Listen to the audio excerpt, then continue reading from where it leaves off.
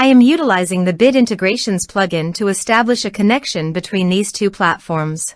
Let's go to Bid Integration Dashboard. Create Integration. Search and select SureForms as a trigger. Choose a form.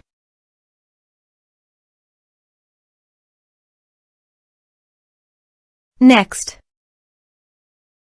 search and select an action. ConvertKit. Give here the API secret key. So please visit ConvertKit API token. Under the API you can show API secret key. Click on Show and copy the key. And paste it into Integrations. Authorize it. Authorization is successfully done. Now click on Next. Select a form. Select Tags. Map the respective fields.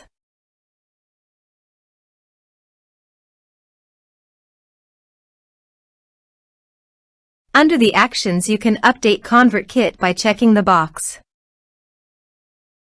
Here are advanced features in conditional logic.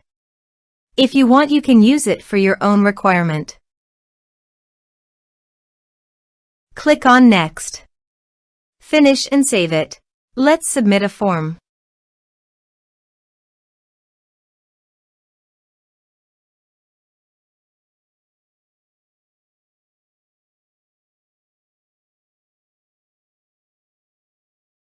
Click on Send Message.